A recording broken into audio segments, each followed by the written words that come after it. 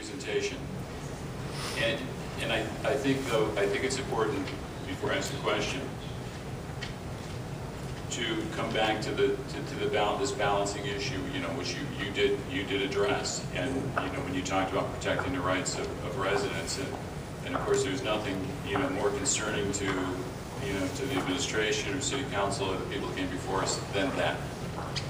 And at some point, in February, we'll be talking to state officials about home rule, and our inability to control any aspect of for example, if you could say that drilling was perfectly safe, the technology had been made perfectly safe, and you could locate it within a park, or as you were saying, by a church, or maybe school had property, you might, as a community, still want to have the ability to have some say-so about that location, because of which is what we do with almost everything else in the community. We have that kind of control.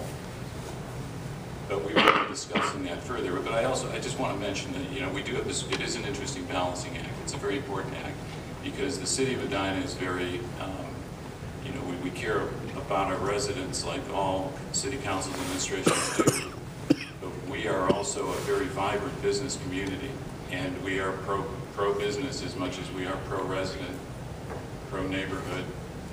And we want that business community to thrive. So the message we do not want to send is, tonight's meeting is this topic.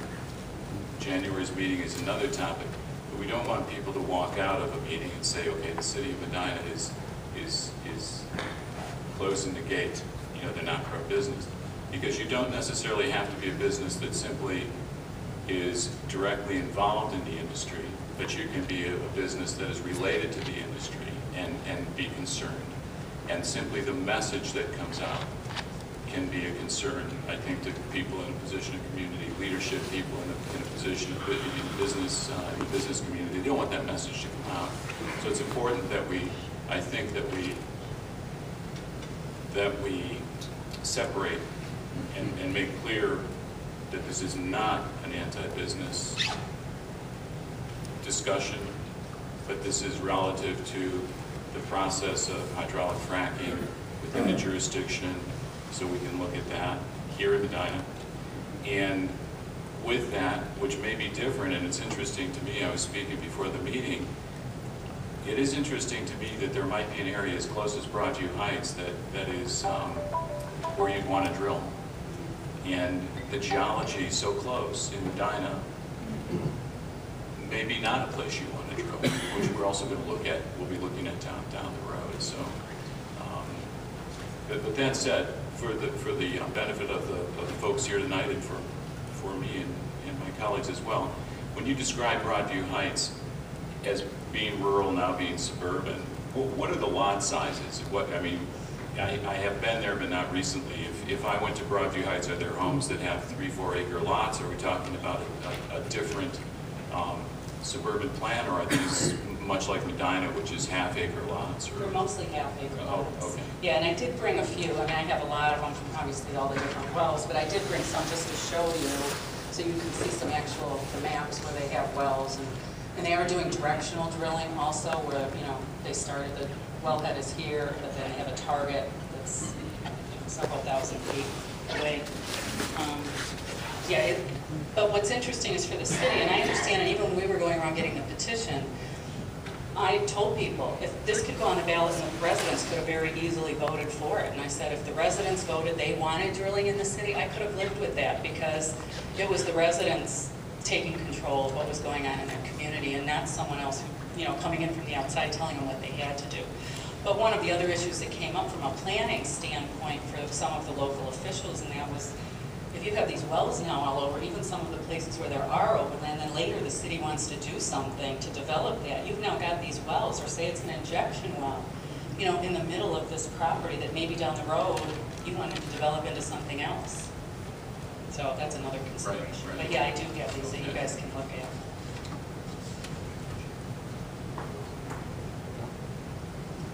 Mayor, do you have any questions? No, sir. Thank you. Okay. Brian? Paul? not at this time. Okay. Thank you. Can I just add one more thing? I know Yeah, another absolutely. issue that came up, and you will probably get faced with this, that, and there's other property owners that will say, you know, but I have the right to do this to my property. So, you know, you've got that conflict too, and unfortunately, in some neighborhoods, it's pitted neighbors against neighbors, which is kind of sad when you think of the city living being a community, especially, and now you've got neighbors pitted against neighbors, and that's sad. But my response to that is, yes, you have rights to do things with your property, but up to a limit. I mean, you limit them all the time. Someone can't in their backyard have, you know, a tire burn thing or a body shop. So with zoning laws, you control what goes on in people. So you don't really have total. So I don't think a person has the right necessarily to lease if it could potentially harm their neighbor's property's value or their health, the neighbor's health, or things like that. So. Right, right. You know, let me ask you one more question.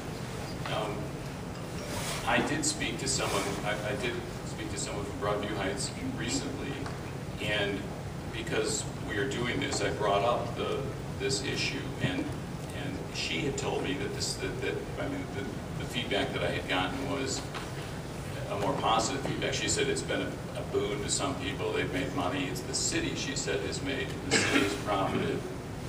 Schools have profited. Am I correct on that?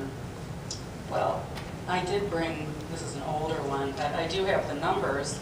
The city from their leases brought in from, well, this is with the oil and the gas. So it averaged to about $116,000 a year. Okay. So, Okay. you know, in a budget of $22 Right. million, or, you know, I don't know, it's $116,000 a lot.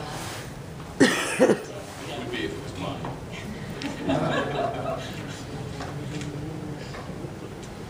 Thank you very much. I appreciate it. You're welcome. Very helpful.